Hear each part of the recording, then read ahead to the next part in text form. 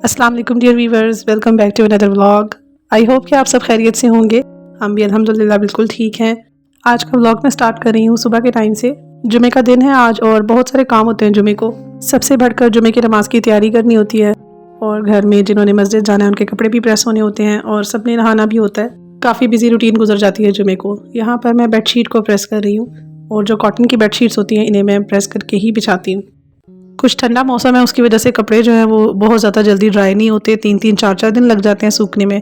तो इससे बेहतर होता है कि आप उसे प्रेस कर लें ताकि उसमें जो नमी है वो भी निकल जाए और नफासत भी एक नज़र आती है जब बेडशीट बिछती है। तो अब कुछ दिन से धूपें लगना शुरू हुई हैं तो मैं यही करती हूँ कि सारी विंडोज़ डोर्स ओपन कर देते हैं हम लोग रोज़ाना, और ताकि अच्छे तरीके से सारे घर के अंदर हवा हो, ताकि जो नमी वाला मौसम था उसकी वजह से जितनी घर के अंदर नमी हुई थी और शीशे वगैरह जो है वो सब गीले रहते थे हर वक्त।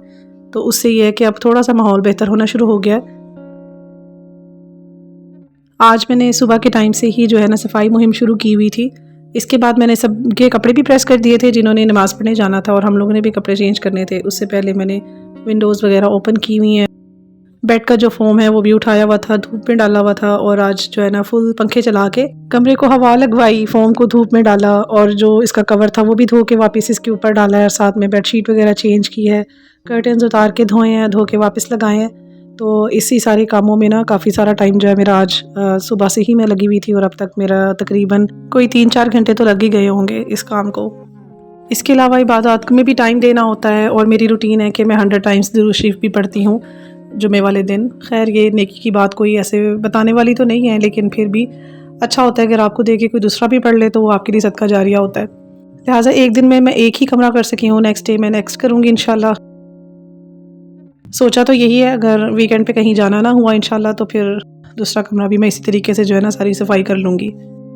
ये सारे काम जो है ना वो मेड के ऊपर नहीं छोड़े जा सकते क्योंकि वो इतनी डीपली सफाई नहीं करती, और कहने को होता है कि जी हमने मेड रखी हुई है लेकिन वो सिर्फ झाड़ू और सिर्फ मोप लगाती हैं और इसके अलावा वो कुछ भी नहीं करती। डीप क्लीनिंग की तो उनसे एक्सपेक्टेशंस रखी ही नहीं जा सकती क्योंकि ये आपका काम है और आपको खुद ही देखना पड़ता है। तो माशाल्लाह मेरा कमरा साफ़ सुथरा हो गया यहाँ पर। आई होप कि आपके लिए मोटिवेशनल होगा। चलते हैं शामी कबाब की एक और टिप की तरफ। मैंने पिछले व्लॉग में भी एक टिप दी थी तो काफ़ी लोगों को पसंद आई थी। तो आज मैं आपको बताऊंगी कि आप बग़ैर मेहनत के जल्दी जल्दी से शामी कबाब को कैसे शेप दे सकते हैं। इसकी कंप्लीट रेसिपी तो मैंने आपके साथ शेयर नहीं की क्योंकि ऑलरेडी चैनल पे काफ़ी मरतबा शेयर की हुई है, तो वो एक ही चीज़ दिखा दिखा के क्या बार बार बोर करना। हाँ अलबत्ता ये है कि जब भी इसका मिक्सचर रेडी हो जाता है तो इसके अंदर मैं धनिया, पुदीना और हरी मिर्चें क्रश करके ज़रूर डालती हूँ, चॉप करके डालती हूँ।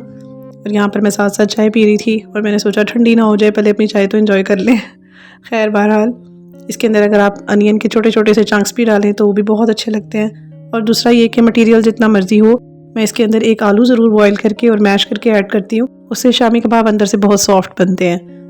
क्योंकि हमने इसके अंदर बोनलेस चिकन यूज़ किया होता है और वो ज़्यादातर खुश्क होता है, तो आपके शामी कबाब भी अक्सर खुश्क बन जाते हैं। तो आप एक पोटैटो बॉईल करके उसके अंदर ऐड कर दें तो ये काफ़ी नरम मिक्सचर बनता है इससे।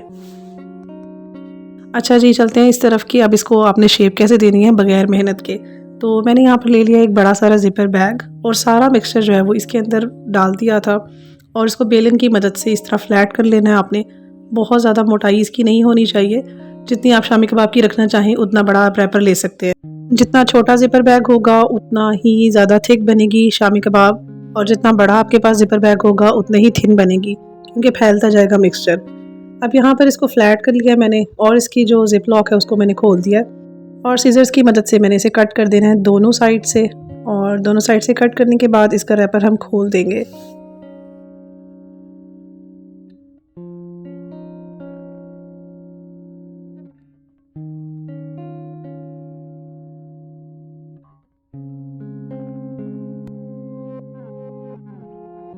इसके बाद मैंने एक नाइफ़ ले लिया है और उसके बाद मैंने फ़िलहाल इसे कट तो नहीं करी, लेकिन मैं इसे मार्किंग ज़रूर कर रही हूँ कि कितने पीसेस जो है ना चौड़े होने चाहिए और कितने लंबे होने चाहिए।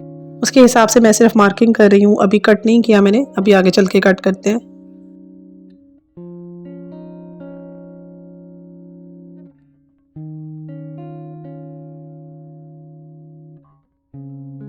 एक साइड से 6 लाइंस लगी हैं, एक साइड से 5 लगी हैं, 6 5 30, और हमें ये जो मैंने मटेरियल बनाया था इससे हमें 30 मिल जाएंगे शामी कबाब।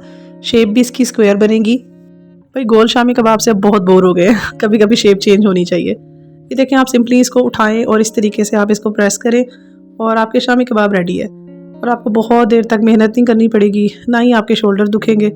और इसके अलावा अगर आप शेप इसकी चेंज करना चाहें तो जो कुकीज़ कटर होते हैं आप उनके साथ भी शेप चेंज कर सकते हैं।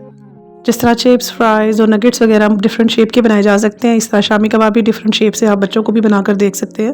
बड़ों को भी अच्छे लगते हैं डिफरेंट शेप के, तो आपकी आसानी के लिए मैंने आपको स्क्वायर शेप में बता दिए हैं। इसके बाद मेरे घर पर गेस्ट आए थे तो उनको मैंने वो शामी कबाब भी फ्राई करके दिए, साथ में चाउमीन बनाया था और फ्रूट चाट भी बनाई थी।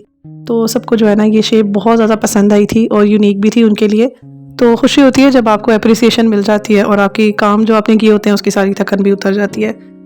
आगे जब रमज़ानुल मुबारक के लिए हम लोग चीज़ें बनाएंगे तो उसमें हमें बहुत ज़्यादा मेहनत करनी पड़ती है।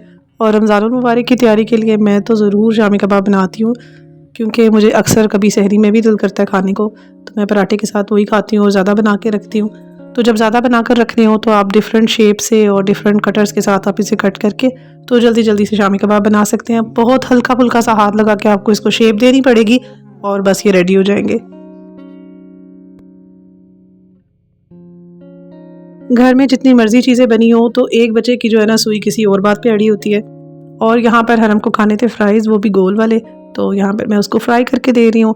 और साथ साथ मैंने कढ़ी रखी हुई थी और उसमें पकोड़े फ्राई करके डालने थे, गेस्ट की वजह से मैं रुक गई थी। तो जैसे ही गेस्ट गए थे तो फिर मैंने फ़ौरन ही दोनों काम स्टार्ट कर दिए थे, हरम का भी और कढ़ी बनाने का भी। पकोड़े बनाकर मैंने कुछ इसमें ऐसे डाल दिए हैं और साथ मैंने अपने लिए जो है ना क्रिस्पी पकोड़े बनाए हैं। आज मेरा दिल कर रहा था कि मैं क्रिस्पी पकोड़े बनाकर अलग से ऊपर डाल के खाऊं, कभी कभी दिल करता है, क्योंकि ज़्यादातर हम कढ़ी के अंदर ही पकोड़े डालते हैं और वो नरम हो जाते हैं। तो मैंने अपने लिए बस थोड़े से इस तरह निकाले थे क्रिस्पी खाने के लिए। तो ये है मेरी प्लेट।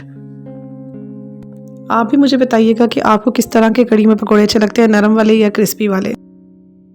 और मुझे ये भी बताइएगा कि आपको शामी कबाब की शेप कैसी लगी। आई होप कि आपको पसंद आई होगी। और अभी से थोड़ी बहुत करके क्लीनिंग स्टार्ट कर दी है कमरों की और घर की। तो इससे ये होगा कि रमज़ानुल मुबारक आने वाला है तो उससे पहले पहले आपके काफ़ी काम जो है वो कम हो जाएंगे। एक डीप क्लीनिंग तो उस वक्त भी होगी, लेकिन अगर आप पहले से थोड़ा बहुत घर को हाथ लगाना शुरू कर दें तो इतना ज़्यादा बर्डन महसूस नहीं होता और जल्दी से काम हमारा जो है ना वो ख़त्म हो जाता है। तो इस तरह की और भी अच्छी अच्छी टिप्स देखने के लिए आप मेरे चैनल को कर दें जल्दी से सब्सक्राइब। वीडियो पसंद आई हो तो इसे लाइक ज़रूर कीजिएगा और दूसरों के साथ शेयर भी कीजिएगा। और फिर मिलते हैं। आज का व्लॉग तो बस इतना ही। अपना बहुत सारा ख्याल रखिएगा। फिर मिलते हैं। टेक केयर एंड अल्लाह हाफिज़।